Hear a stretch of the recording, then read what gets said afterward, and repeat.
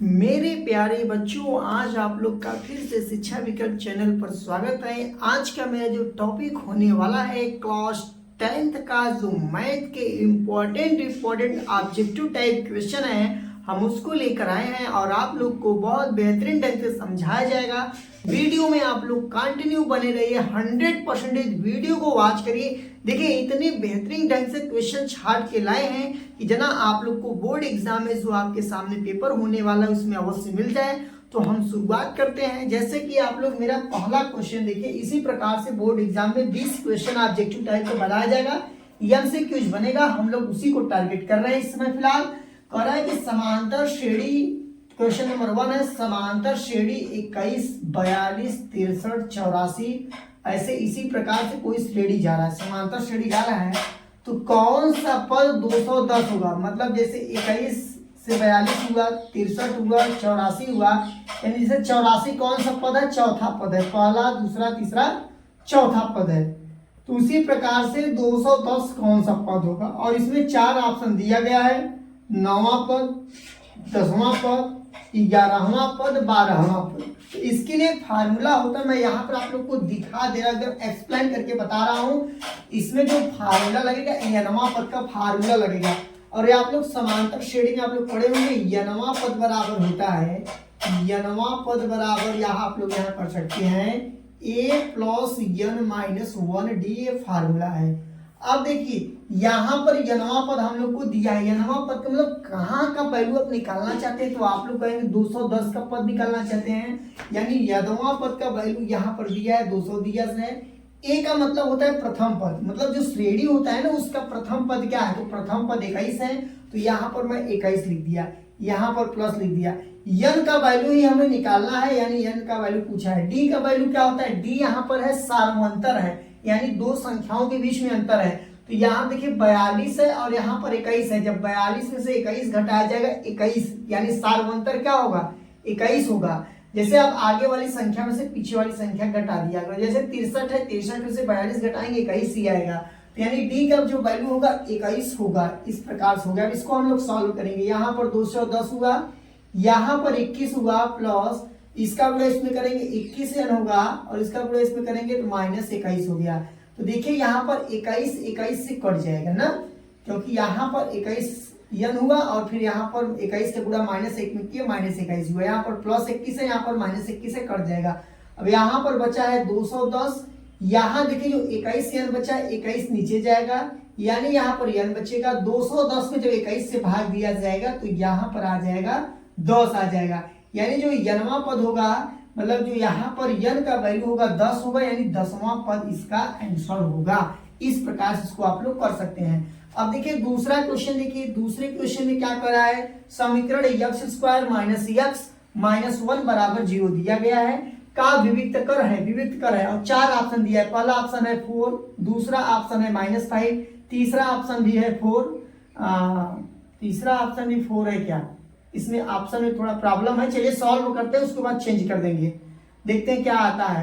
तो तीसरा ऑप्शन है आपका 4 है, चौथा ऑप्शन भी आपका 5 है। इस प्रकार से पर इसको हम सॉल्व कर लें, क्योंकि यहाँ पर पहले और दूसरे देखिए 4 हो गया है। तो विविक्त कर क्या होता है? तो विविक्त कर आप लोग को पता है कि नहीं, पहले बताइए। जो विविक्त कर होता है चैप्टर नंबर 4 में है। विविक्त कर का फार्मूला होता है द्विघात समीकरण वाला जो चैप्टर है उसी का, b² - 4ac, यही इसका फार्मूला होता है। विविक्त कर को हम लोग डी से भी दर्शाते हैं, यहाँ पर डी लिख सकते हैं, यानी डी बराबर क्या होता है? b² - 4ac होता है। तो यहाँ पर समीकरण क्या लिखा है? समीकरण यहाँ पर लिखा है x² - x - 1, यहाँ पर 0 लिखा है। तो यहाँ से देखिए हम a का वैल्यू निकालेंगे। a का वैल्यू कहाँ से निकलता है? x² के बगल से।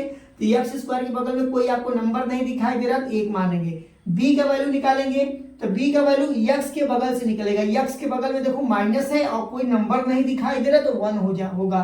यहाँ पर b का वैल्यू भी -1 हो गया। c का वैल्यू देखिए कहाँ से निकालेंगे? c का वैल्यू जिसमें x नहीं रहता उसमें से c का वैल्यू निकलता। देखो इसमें x है, इसमें c का वैल्यू नहीं निकलेगा, इसमें x है, इसमें c का वैल्यू नहीं निकलेगा, इसमें देखिए x है नहीं है, तो यानी यहाँ पर c का वैल्यू है, c का वैल्यू भी आपका -1 है।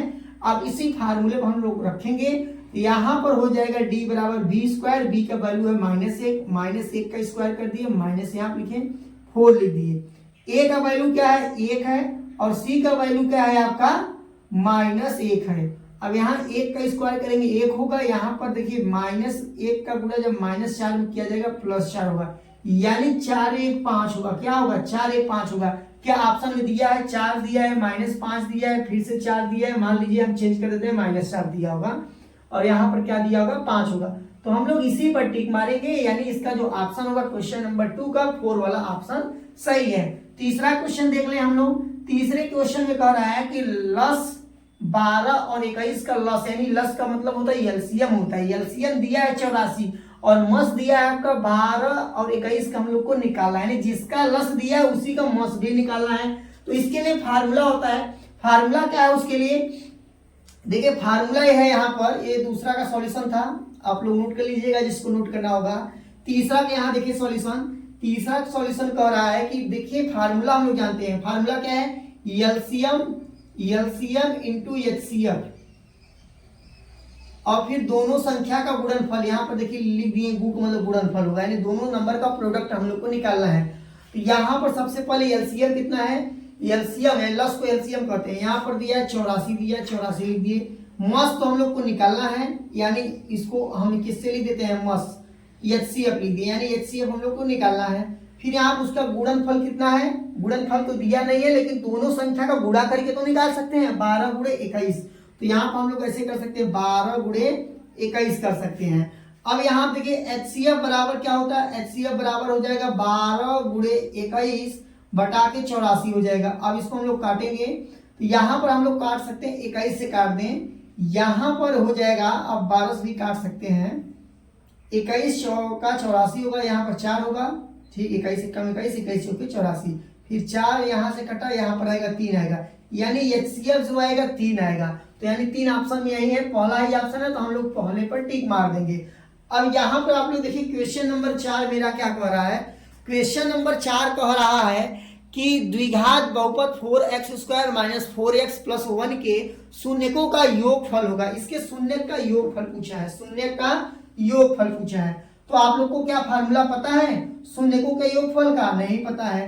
तो 4 नंबर क्या देखिए, शून्यकों का योगफल, तो यानी योगफल बराबर होता है, योगफल बराबर फार्मूला होता है -b बटा के होता है। शून्य का योगफल का फार्मूला है -b बटा के a है। अब यहाँ से हम लोग a b c का वैल्यू पहले निकालें। तो अभी इसमें जस्ट बताएं a का वैल्यू देखिए कहाँ से निकलता है? a का वैल्यू x² की बगल से निकलता है, तो मैं यहाँ पर लिख देता हूँ a का वैल्यू है 4 है, क्योंकि देखो x² के बगल में क्या है? 4 है। फिर b का वैल्यू हम लोग यहाँ से निकालेंगे, b का वैल्यू देखो -4 है। c का वैल्यू जरा आप लोग बताइए, c का वैल्यू जिसमें x नहीं रहता उसको लेते हैं, यानी c का वैल्यू आपका 1 रहेगा। इस प्रकार से हो गया। अब फार्मूला क्या कहता है? -b बटा के, यानी b का वैल्यू रखें, देखो एक यहाँ से माइनस पहले से लिखेंगे क्योंकि फार्मूला में माइनस है, और b का जो वैल्यू है -4 है, ठीक। a का वैल्यू क्या है? 4 है, इस प्रकार से लिख दिए। अब यहाँ पर माइनस माइनस प्लस होगा और 4 बटा के 4 होगा, यानी यहाँ पर 1 होगा, यानी शून्यकों का योगफल 1 होगा। और जो कि चौथे में देखिए पहला ही ऑप्शन 1 दिया है, यानी हम लोग 1 पर टिक लगा देंगे। अब यहाँ पर हम लोग समझेंगे क्वेश्चन नंबर 5 जो ऑब्जेक्टिव टाइप यानी एमसीक्यू का मेरा क्वेश्चन है। पांचवा क्या कहता है? एक परिमेय संख्या और एक अपरिमेय संख्या का अंतर होता है। अंतर होता है, अंतर क्या होगा? हमेशा एक कहने वाला अंतर मतलब क्या होता है कि एक तरह से हो गया, मतलब माइनस करेंगे। अब जैसे परिमेय संख्या यहाँ पर मैं आपको दिखा देता हूं। मान लीजिए कड़ी में 5 कैसी संख्या है?